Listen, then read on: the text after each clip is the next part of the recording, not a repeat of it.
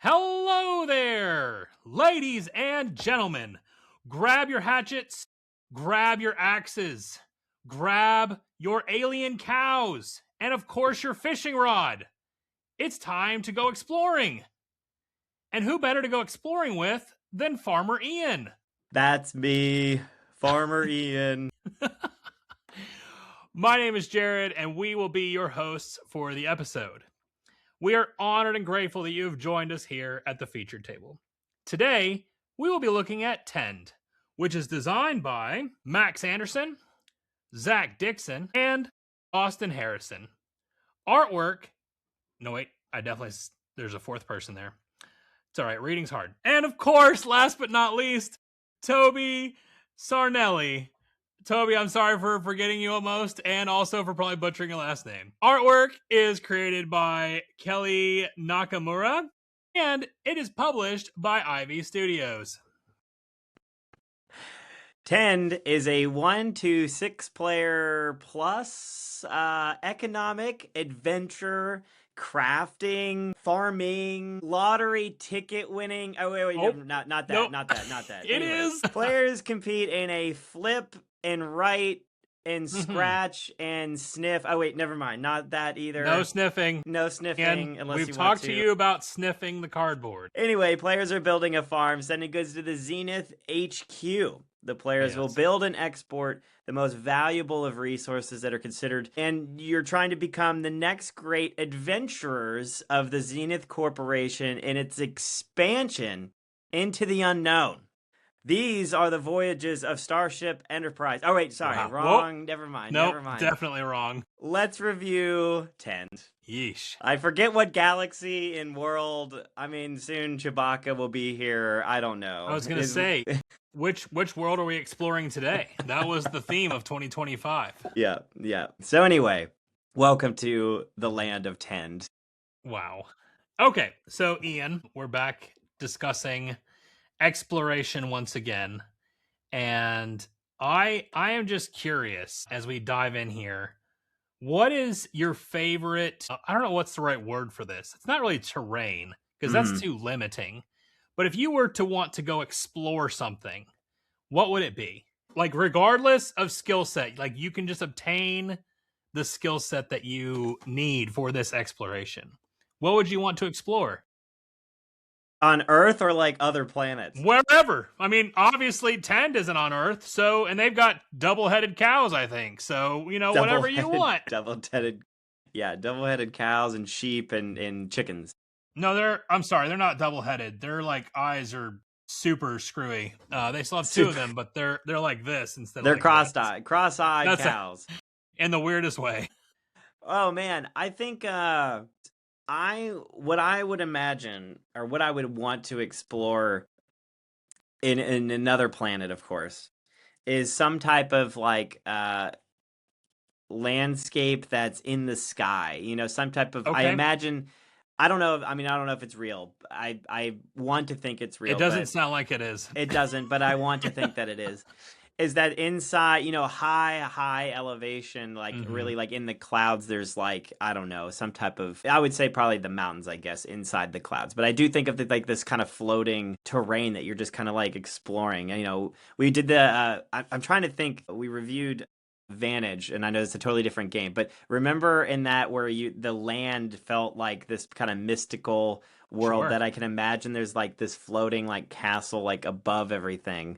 Like I want something like that I can like just go and explore like up in the clouds somewhere. That's kind of like what I want to be in. That's where I want my palace to be, is in the clouds. Oh, well, there's a palace now. Yeah, there's a palace. We've gone from pioneering to full-on king. Well, I mean, I got to find the castle, of course, but no, something like that, or in like if you've played Zelda, the Tears of the Kingdom, the floating islands above. That's like what I want to explore. I want to be up in the clouds, being able to look down over the rest of the planet or something like that. That's what I imagine, and that's I don't know. I always find it really cool, like in any type of sci-fi, but I guess if it's Star Trek or Star Wars too, like you have these floating things that obviously we would never see in real life, but that's the type of thing that I desire to explore and jump around. Maybe am I lighter in those areas? I don't know. Do I float? Is there less gravity? I want to know. Sure. So neither of us are going to pick a real life spot to explore. We're both going to pick fantasy lands. Perfect. Well, that's where we're going. We're going to other planets for the Zenith HQ. I was actually talking to my girls about this just the other day because my middle child Joy was upset that Minecraft was not real and that she couldn't live in Minecraft and just play in Minecraft all the time. And I told her, I was like, sweetie, I totally understand. You know, growing up, I wanted Pokemon to be real. I wanted to be able to go on my Pokemon adventure, explore all the different regions, find different Pokemon. Like, that's what I wanted in life. Yeah. I couldn't have that. So if you told me you could give me that opportunity, I'm 100% going to take it. That's right. That's what we want. And Joy would jump into Minecraft and become a square. So I think we're on the same wavelength. You know, we could build a castle. There you go. You could build a castle together. That's true. In the clouds. In the clouds. All right, Ian. Well, are you teaching this game or am I? I can teach it. Though I wasn't ready to teach it, but that's okay. No one's ever really ready to teach it. Hold on 1 second. Let me give me 10 seconds here. All right. Well, I'm gonna go ahead and start with kind of what you're given at the beginning of this game, while Ian figures out how to get his notes in front of him. There is a variety of components in this flip and write game. You're gonna get not 1, not 2, not 3.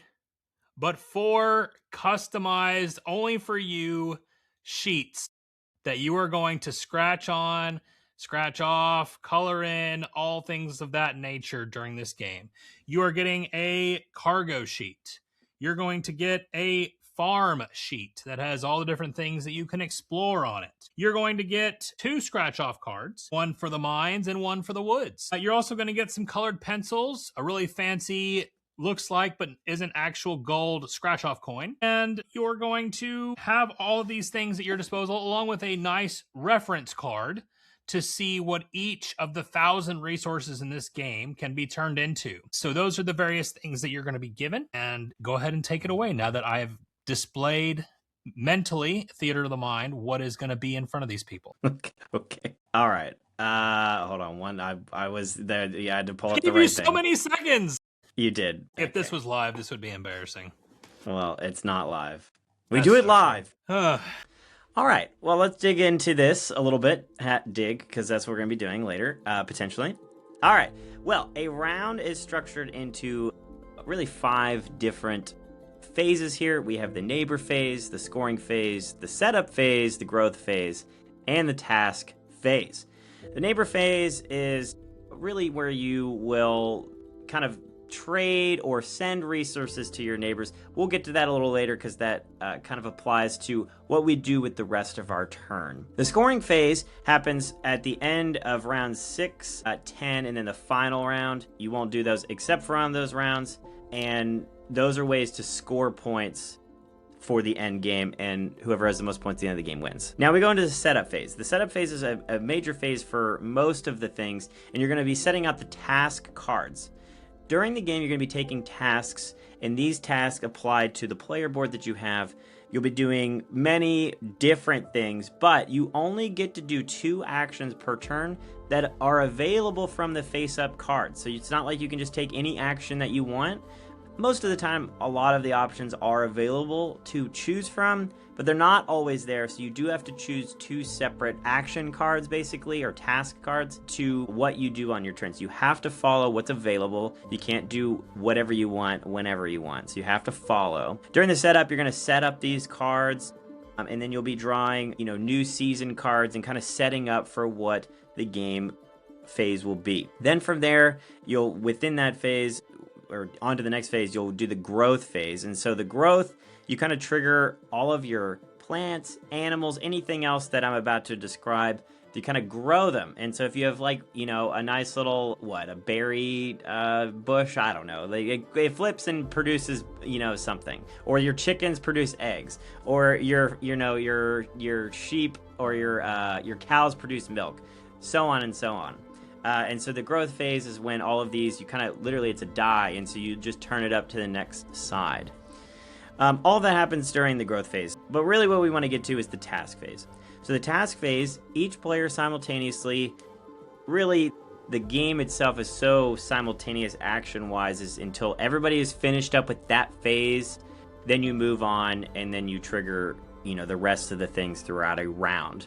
But during the task phase, everybody kind of takes this turn together and you choose one of the task cards available amongst the 5 that are there.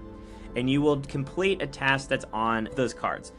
Those very basic cards to start the game, but as the game gets further and further in, they get much more complex, and you're able to either trigger kind of some combos or gain like a bunch of points or other resources by doing those tasks. And so the cards get stronger as the game goes on, but for the basic game or during the beginning of the game, they have basic task cards, and those specific cards I will break down here. One of them is the mining. So the mining is that thing that we talked about, the scratching off of a card. So you have this nice thick coin, and so what you'll do is you take the mining action, you literally, scratch off a path that you're kind of mining and going through the mines. And so when you're, searching the mines, you'll find different types of rocks or ores or stuff like that. And so that's one of the things, really, that card is all about the mining, and then the basically you're lumbering, which it's the same thing. You're scratching off the different tracks. We call it chopping, Ian. Chopping. Sorry, chopping. It's a lumberjack. You're a lumberjack. Term. You're a lumberjack or a miner in this game, basically.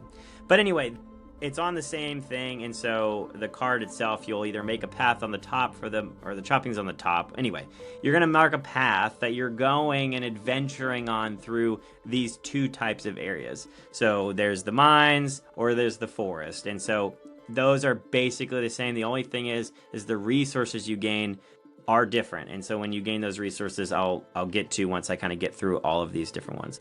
The other one is the fishing. So fishing is a really neat, you literally just throw some bait into the water and hope it sticks. I don't know. So anyway, you basically say, hey, I'm taking the fishing action. You roll some dice, and on one of your little boards, you kind of match. Let's say I have a 2 and then a 3, and so I find where those cross on that card, and that card tells you exactly what type of fish that you caught. Later on in the game, you can get a fishing upgrade, a nice chunky, fishing rod that is a little bit more, durable and easier to maneuver and cast into specific locations, and so you can potentially catch, a fish that you're trying to get. And again, a lot of these you can upgrade different ways to improve these specific actions, but those are the many ones. Now, there's also tending. So tending is one of the major ways in the name of the game itself, and tending has kind of a couple different things that you can do within tending. But tending, one, you can plant crops, you can water some crops, or you can add tilled soil, which basically, tilled soil helps you plant crops and till more land, and so on. What you can also do during tend, and really the tend action applies to a lot of that, is building out this farm for you to either throw, like I said, these plants in. So you have pineapple, you have fruit, you have pumpkins or berries, but then also you have animals that you could be placing onto this farmland. And so you have these weird looking cows, like we mentioned, you have these weird looking sheep that we mentioned, or there's chickens that have horns. They're very weird looking. But anyway, so then they will lay eggs. Each of the animals gives you specific things. So like the chickens give you eggs, the sheep give you yarn, and then the cows give you milk. All of these, that's what it says. It's wool, but yarn, I don't know. It's called yarn? Yeah, that's what it is. And in the game, it's called yarn, but we call it wool, whatever. Wild. But what's really cool about this kind of farmland, and all of these actions, like I mentioned here, are all kind of divided amongst your little player board. The mining and the chopping is kind of its own little card that you scratch, but the other stuff here is on this player sheet, and so it kind of tells you how to react to the specific actions. And on this board, you have a whole, really plot of land that is your own. And so you're going to have to combine the tilling of soil and then your fenced-in areas for animals on that plot of land. And so all of this will go onto this tend land that will be used for the tending action throughout the game. All right, so I've mentioned all the planting and watering crops. You have your animals that you're going to be maneuvering and kind of trying to figure out what animals I want to put here or there. And so you have to build a big enough fence for all of them. That's the one thing. You have to fully encapsulate them. The tilled soil and plants, you will continually to, basically harvest them, and then you have to replant where the animals stay there for the whole game. And so that's one thing that players will be managing as they play. How many animals do I want, because it's a permanent thing. And then the tilled soil, I can always plant and then harvest, and then if I don't want that same plant, I can plant a different crop. Anyway, as players do all of these, they will be gaining whatever that type of task does.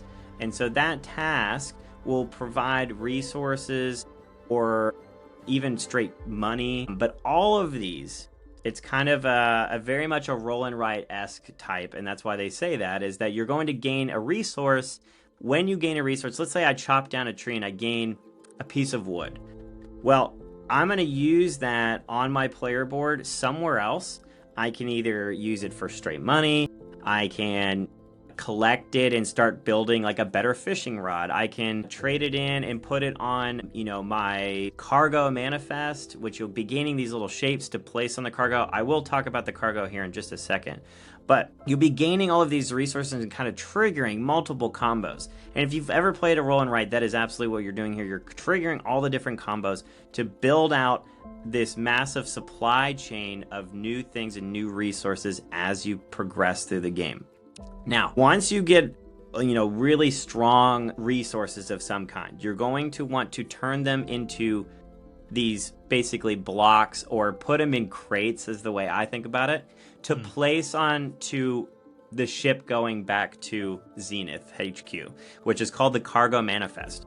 And so it is basically 3 separate boxes, kind of columns, and then there's individual columns and rows within each of these. But you're going to place these oddly shaped crates into this Cargo Manifest. Yeah, very Tetris style. There's different colors, and again, think of Tetris when doing all these things. And so you're going to be placing those into the Cargo Manifest. Like I said, during those specific rounds, you're going to score, and every game changes based on what's in the Cargo Manifest. Usually, it's like if I fill out all of one column, I get, 8 points. Or if I fill out all of one of the chunks of the cargo, I get 20 points, or whatever. There's just so many cards, so it's really hard to explain each one individually, but each game will be different. Every game that you play will be different for each of those scoring rounds. And so you're going to be trying to complete what that round or what that goal is for, the said scoring rounds. And so you're going to be filling this Cargo Manifest with the way the game wants you to, the way the scoring cards want you to throughout the game.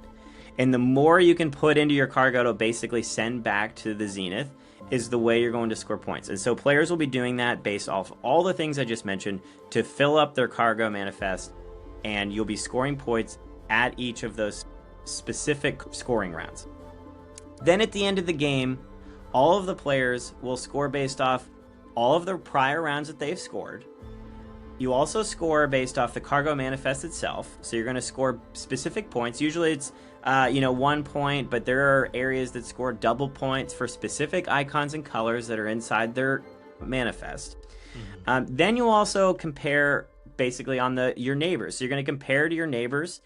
Basically, were you better than them at collecting icons and basically giving them out to your neighbors? It's kind of basically you sacrifice some resources that you gain throughout the game and give them to your opponents, but in that case, it makes you a better neighbor, so you score more points at the end of the game, as long as you did more or traded more than they traded with you. Once you do that, you compare all of those different scores. You will count all the boxes inside the Cargo Manifest. Players will also use the beginning points through the badges, which is also all done by all of the resources that you're collecting. So this is a resource game. So you'll be getting these really cool badges that you get to, stamp to your chest on your jacket when you get home to the Zenith. But players will score on these badges. These badges range from 5 to 30 points, depending on how easy or hard they are. So you're going to be collecting resources for those badges. Once you do all of that scoring, you add it all together, and the player with the most points wins. Again, all of this is done by collecting just crazy resources throughout the game. But anyway, turn them into different resources. And yeah, turn them those into resources into resources. Exactly. And those resources get turned into resources. Yes. And then we put them somewhere. Anyway, that's how to play Tent. Very good. And let's just go ahead and jump right into it. Okay. That was chaotic as all get out. Let's just say that. Well, that fits right in with this game a little bit, I think. Exactly. So this is very chaotic in your own brain. This is in your brain, you are trying to channel your inner genius as you try and connect all of the dots together as this train ramps up and leaves the station at an insane pace. But we must, Ian, because we love theme, and so it is important that we talk about that first. Absolutely.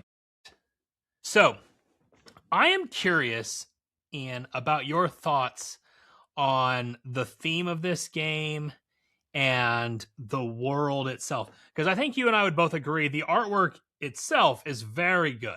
Yeah. Like, great colors, it pops off the table, all good stuff. Like the box itself, like this box, I mean, it's massive. It's insane. That's not even the Kickstarter version. No. This is it's just a regular version. But the colors, like I'm immediately gravitated to the artwork on this game. You know, the artist did a great job. Love that. But the theme, I'm very curious because I have thoughts. Mm-hmm.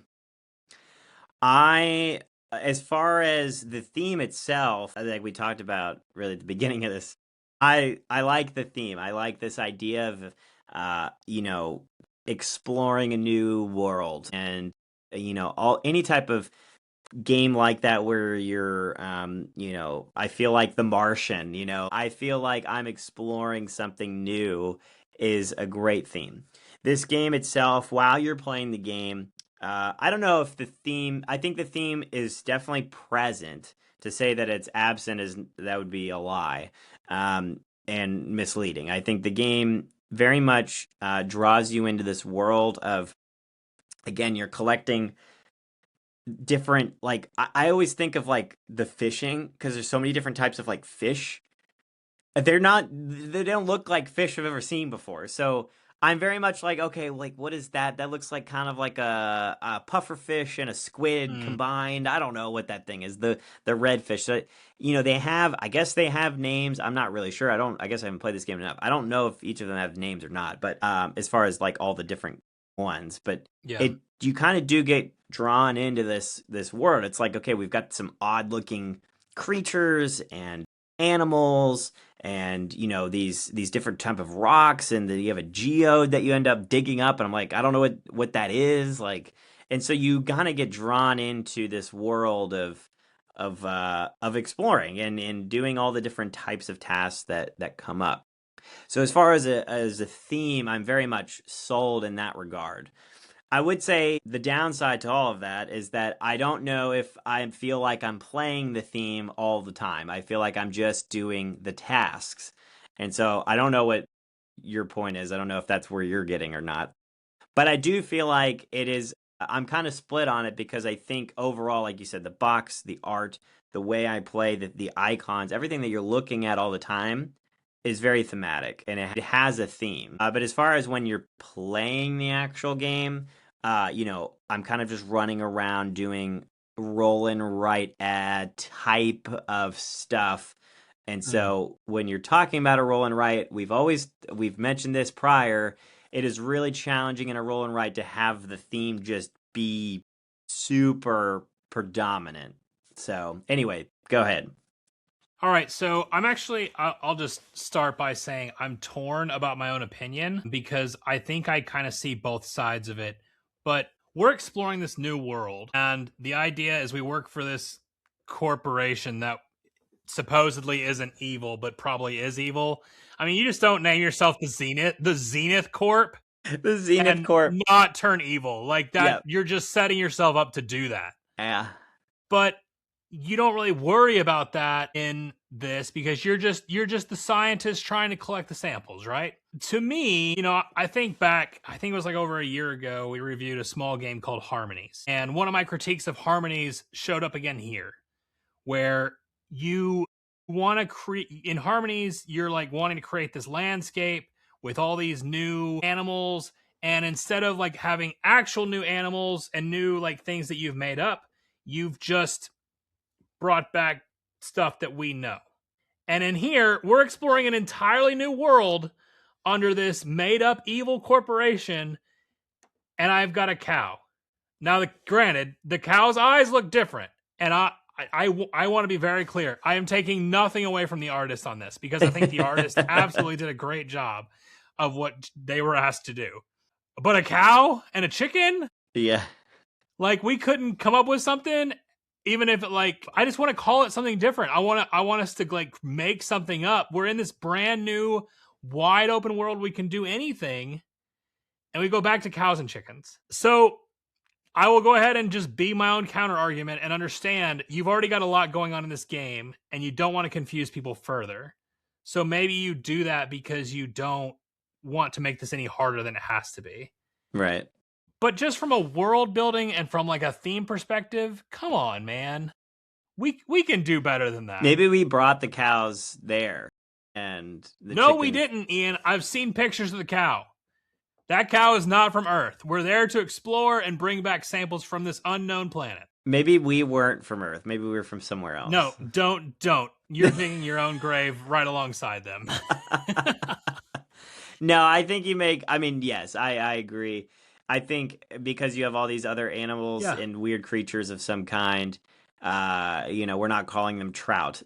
So like, it is what it is. As far as that goes, I think they had this idea of the theme itself as this kind of overarching thing.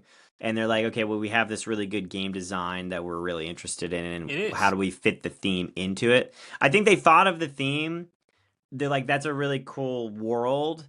But I do think probably the game here and all the different icons and things, I think that's really, what they came up with first. I mean, maybe not. Sure. Maybe I'm just speculating, but it does feel like they had the game design first and they had this theme that they liked. How do we fit them together? I would totally agree. I think that it is very likely that they had the game first and then the theme came after. I would be very curious if someone from Ivy Studios is listening. If we are incorrect on that, I'd love to hear the thought process on that. But to me, and part of it's the nature of the game, right? Because there's just so many moving parts. But you kind of almost have to let the theme take a back seat once you kind of get into the game. Like you talk about elements of it, like I really want to go fishing this round. I really want to farm this round. But you almost forget why you're doing it. Like you're just so focused on the game and the puzzle itself that becomes your entire, like, that's your world, if you will.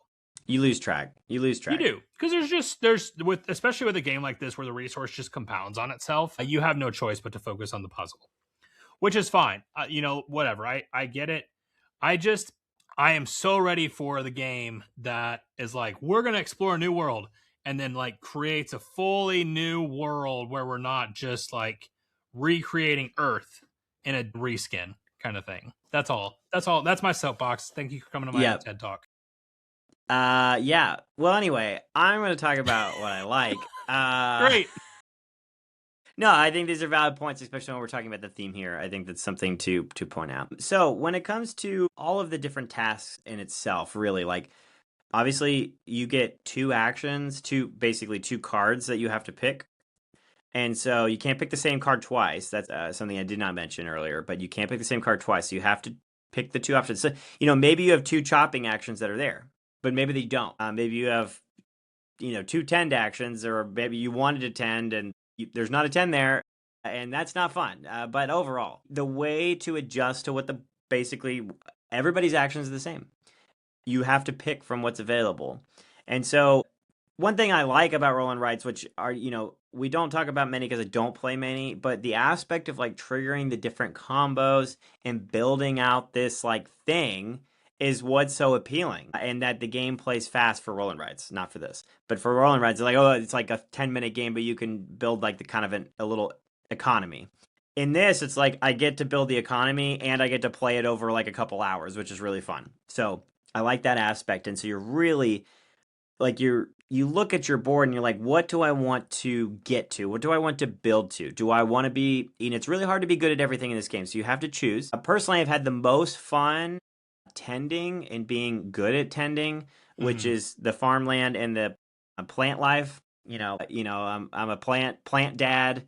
You just hang out and hang some plants, build a trellis and but anyway, what's really fun is to kind of get into that and you really start comboing different things and there's a way to basically upgrade your tending to be able to water faster and be able to cycle those plants a lot faster. And that's really fun when you start to get those combos and you're starting to harvest these like massive amount of like I feel like this like massive established farmer and you're just reeling in the crops and selling them and trading them and all the things. I think that's really fun and that can happen in any of the different types of tasks. One of Hmm. the first games I For played sure. I did for mining and I was locked into mine. I was just zooming through that thing. You get the upgraded equipment and you're flying. And so I think all of those aspects, you're really trying to create the system and create the flow of a game. And what I really like is they add some abilities to, some actions that you can purchase or do things to basically unlock things that are a little bit harder to get to or that you're not collecting on the frequent. And so, as an example, like if I'm tending all the time, which is, and I say this because it's on the most recent game that I played, this was kind of like that, where I'm tending a lot. And so I'm not fishing a lot. And so I'm not getting a bunch of different types of fish. And so there's ways, though, to kind of manipulate it. You can unlock, basically just scratch off specific icons that you wouldn't collect and just cross it off. You can also collect these energy bars that allow you to take multiple actions of a Hmm. specific type. Like there's just so many ways to manipulate the board Sure. into something that you're doing or not doing.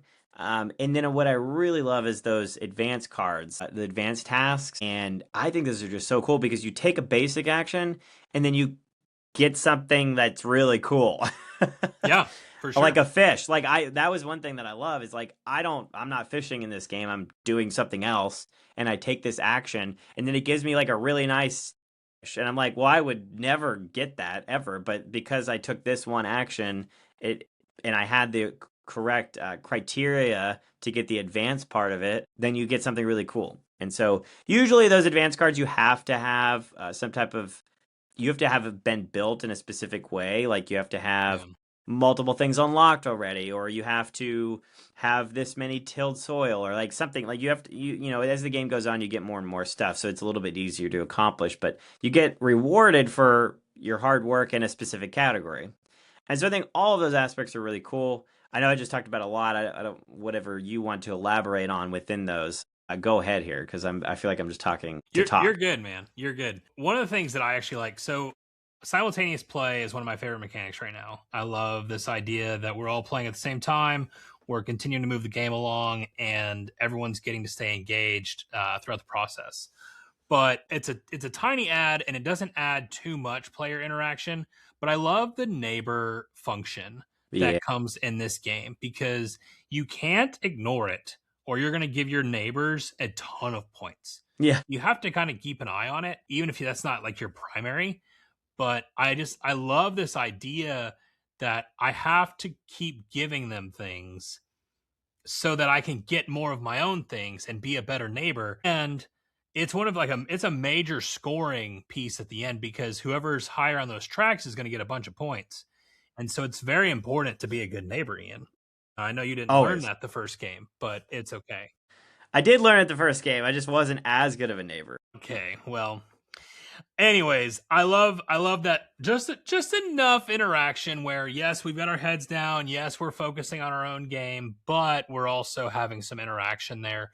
And there's times where I've either been tossed or have tossed a neighbor something and they were like, this is exactly what I needed. And you're just like your heart sinks just a little bit because you're like, crap, I thought that was junk. And Yep. Yep.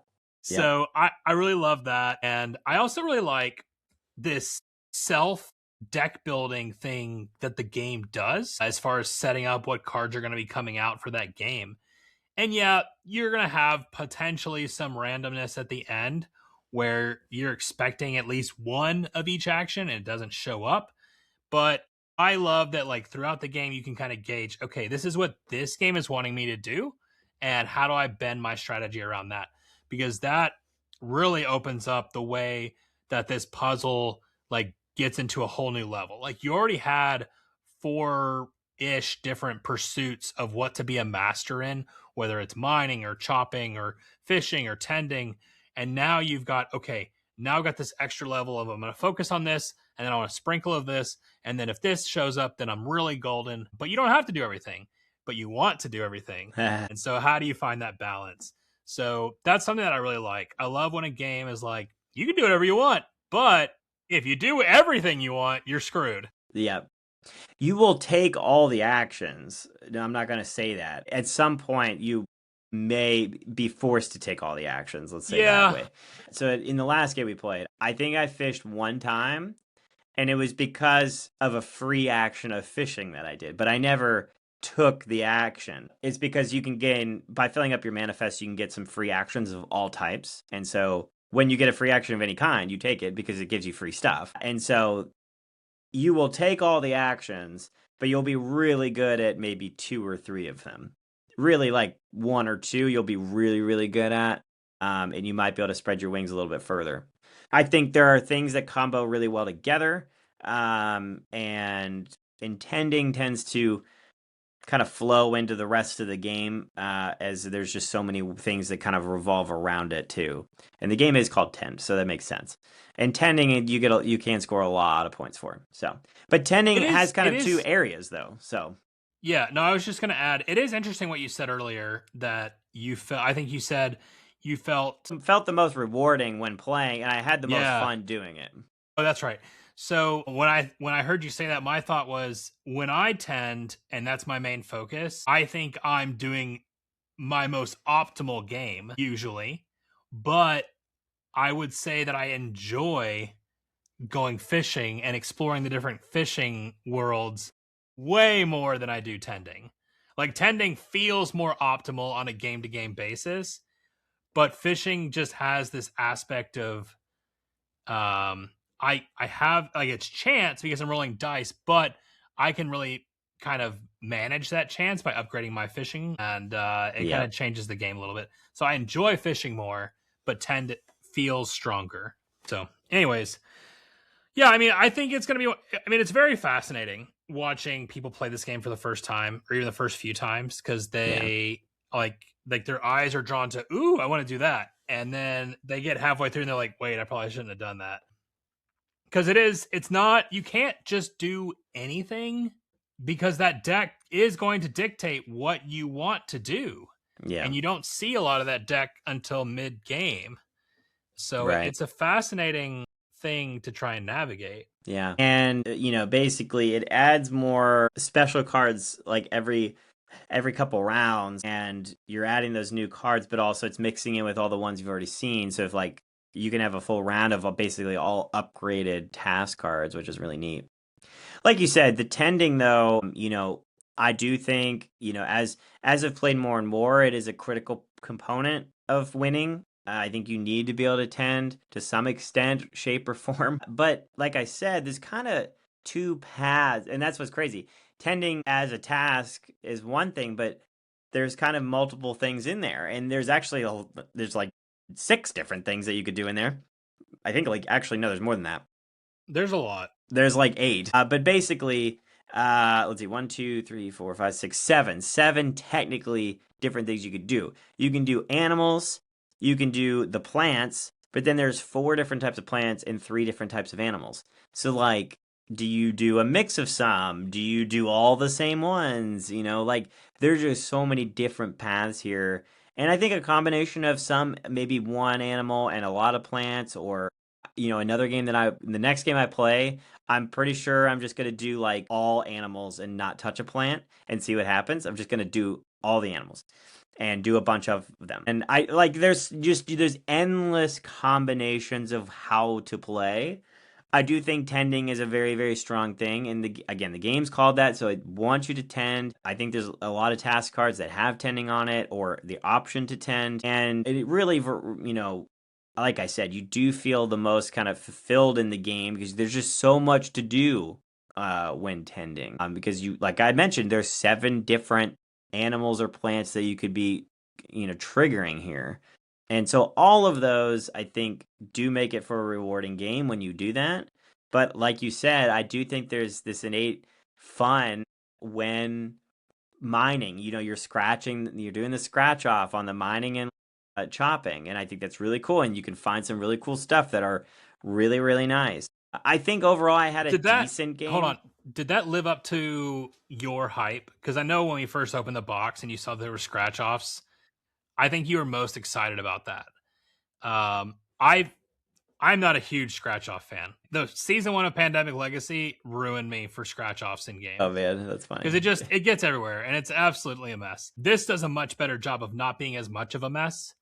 But I am curious, like, did that fulfill the thing you wanted it Oh to yeah. be? Yeah, the Okay. first ever game I played of this, I went heavy mining, and it was awesome. And then you get the upgraded mine, and so then you're zooming through that board, and so like yeah, you really it is rewarding because you you see a square and you scratch off and you don't know what's there. And so I think it's cool when you find something like really cool. You find like a really nice rock or geode or something like that, like that's like really expensive and like gives you a bunch of stuff, or you can trade it for a bunch of stuff. That's a lot of fun. And so those are incredibly important as you move on. And what's really cool, and I didn't mention those, you have like basically an achievement box for the chopping and mining. On top of collecting things and getting better at that, you're like slowly get more and more aspects of basically I think it's an advanced box or whatever. Uh, and so basically you get even more stuff because you're really good at mining or you found specific locations that helped your experience. And so all of those things are really cool because I think that does help boost those actions because I don't think if you didn't have that, it wouldn't make it as strong to do. And I do think that balances that out because I think I had a really good game. I think I came up short because I just didn't tend at all. I think if I did what I did with a little bit of tending, I think I would have had a much better game. But the experience itself of scratching off all the stuff was very, very fun, and especially once you get into the bottom of the board where you're finding like these really, really, really expensive, fun things. Which I you think it's should because you have to really invest to get there. you Like do. it's not simple and you've got to have the upgraded tools or you can't get into that bottom half. And so you're Yep, just kind of plowing around on the top which exactly. only has basic resources. So you got to kind of decide because there's going to be some areas that you just kind of feel like, well, this is whatever. Like I don't care. And then there's other areas that you upgrade and you're like, this is awesome. This is everything. And then you look across and your neighbor's doing the exact opposite and you're like, what are you doing? Like, so it's very cool. But with that, Ian, we've talked a lot about things that we like. What are some things that you don't necessarily care for? I think for again, you can really overanalyze and criticize your actions and how long they take. Like I try not to be the guy that's sitting there thinking about to have this most optimal perfect scenario of a turn. He is. Uh, He is well, that guy though. what I'm saying is I don't try to be, and this game makes it impossible because when you're sitting there and you're looking at like you take this you're like it's like you're given this resource, and so you're like, okay, well, what can I do with this? And so now I have to look at my board like 50 times to figure out where do I want to put this. It's not like I'm given like, okay, take this and you have one or this way. You don't have a crossroads. You have a crossroads that turns into a crossroads that turns into a crossroads, a crossroads. It's like endless. And so it becomes this world of kind of overanalyzing everything. Very much so at the end of the game when you're Yes. trying to fill out that manifest, I can't help myself other than trying to fill out the entire thing. And the reason I say that is because I know the other players are also doing that. And so like if it was like it just like randomly drops in there, then I'd be fine with it and not worry about overanalyzing how I'm putting my boxes in there. But it is Tetris style, and so like you have to fit it in there perfectly to get every single point possible. Because when it came down to it, we were like really, I was I think one of the ones you ended up scoring like an extra 10 points from one of the bonuses, but really what it came down to is like a couple points difference when it comes down to it. And so every point can matter, and so it is hard for me to not overanalyze my like really the cargo manifest at the end of the game is the really thing because you're trying to fill out every single box and how to do it. And so that last turn is just like really, really long. And the game is already long as is because what ends up happening in this game, though, you just trigger like, okay, I triggered that. Okay, now I got another one. Okay, now I got another one. And now I end up taking like 8 actions instead of just the 2. That's the thing that does take a while. But for me, at the end of the game, it's like a brain burner. And I'm not a huge fan of it because I am now the guy that I hate of the guy just taking forever trying to get all the points. But also it's like, well, my brain just doesn't work that fast to be like, okay, well, that's clearly the best way to fill this out. I will say though, like, so Ian, you are very good at these kind of combo stacking games with the resources. Like, I always am like, man, I don't know how to beat him in these games. Ironically, like, I have won this game way more than I should. Like, it is not the game that I should be strongest at, and I've won way more than you and Anna combined. And so it's very fascinating in that regard. But yeah, just to that, round 12 is a slog. It's an absolute slog for everybody. And I think you had one game where I think your last turn, and this is not a critique of you, like this is just the game. Your Yeah. last turn took half an hour Yeah, it did. by yourself. Like that's insane. Yeah. And I And don't know. Anna was like, I'm done. I'm good. She walked away. Anna went to bed. And I'm still I'm still like adding up. I'm still taking actions, adding up points. Yeah. Yeah. So it's definitely a problem where it just stacks and stacks and stacks and stacks. And you want to optimize because you've already committed this insane amount of time to this flipping right, rolling right, whatever. And you don't want to waste that. So I respect it. Yeah. It's just a lot to go through. So I actually kind of made an assessment after each of them, like having looked back over all of our plays and just being like, you know, I enjoy what this game does, but because of how long it takes, I'm like, this is a solo game for me.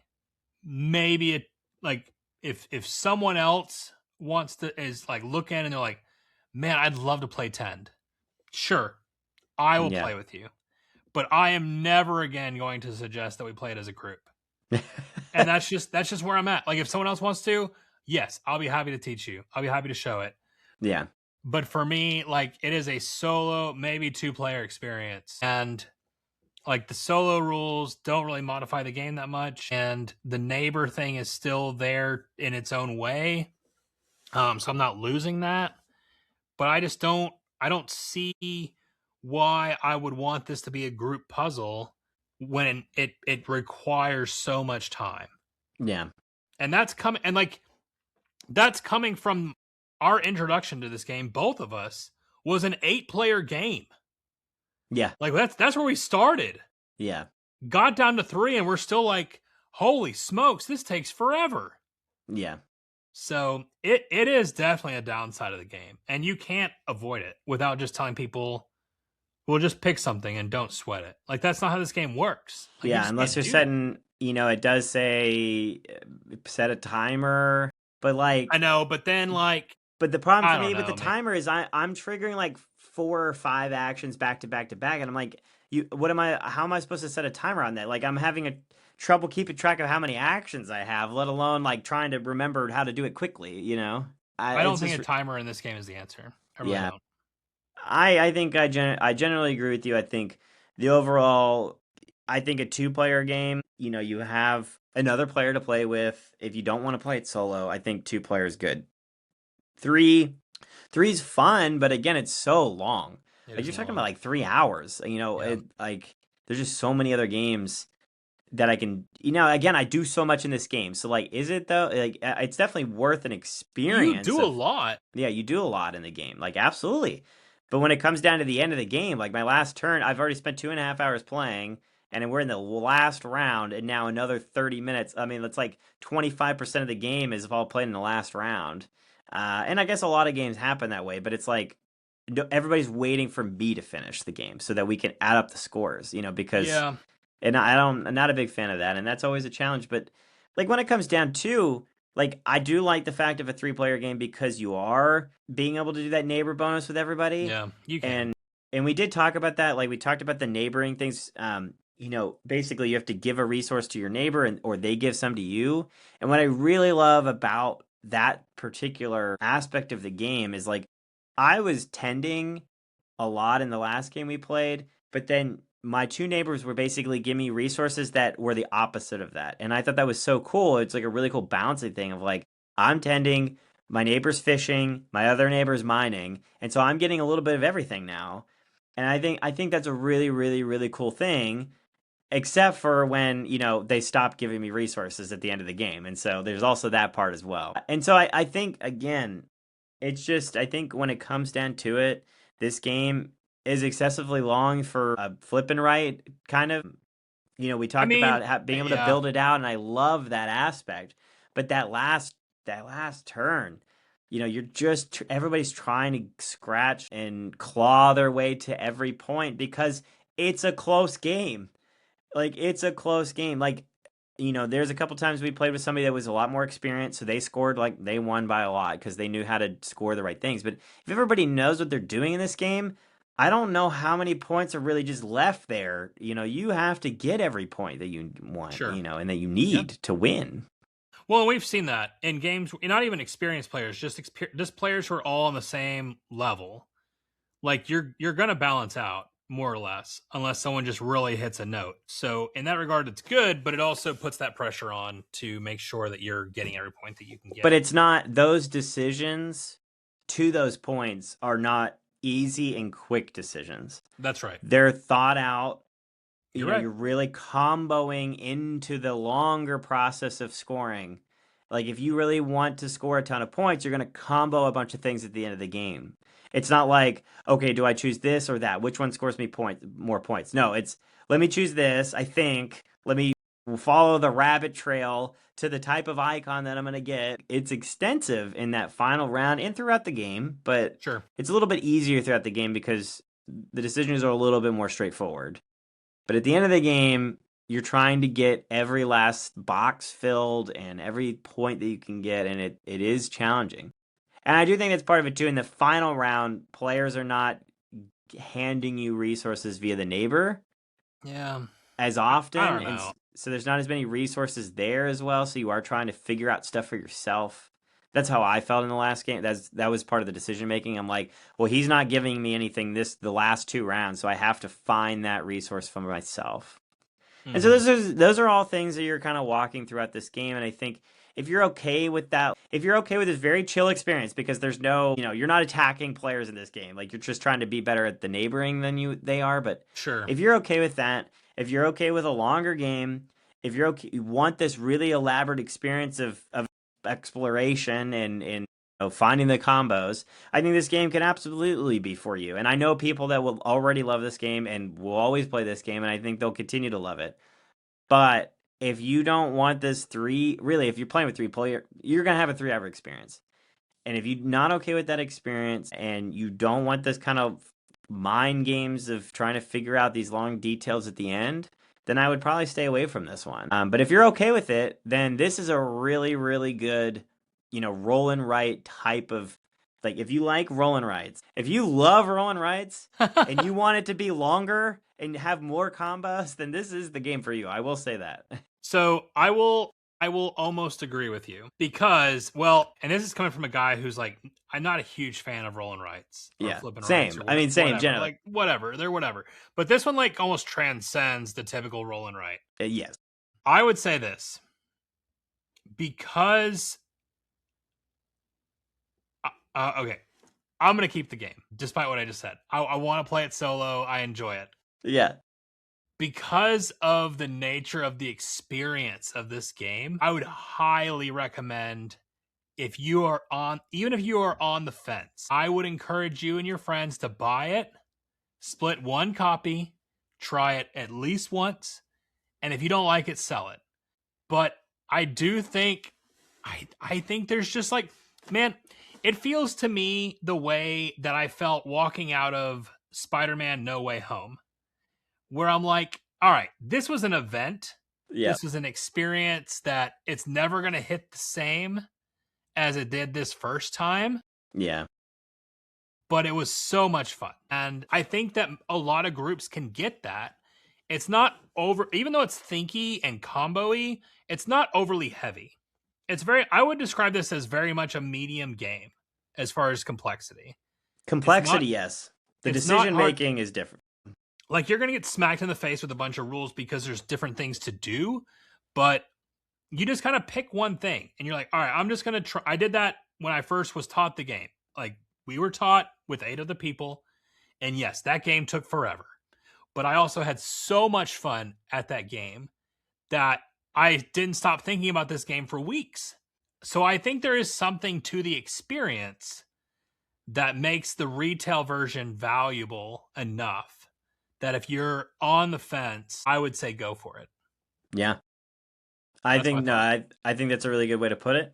I think there is definitely an experience in this box, like really no other game.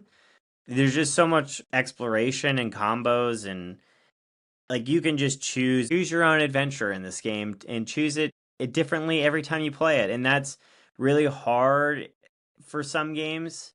Like I said, we talked about tending being really strong, but like as a whole, like you can choose the way you want to play this game and try it that way. And I think that's really, really neat. And, each player board that you're given each round, every game is different than the other players at the board.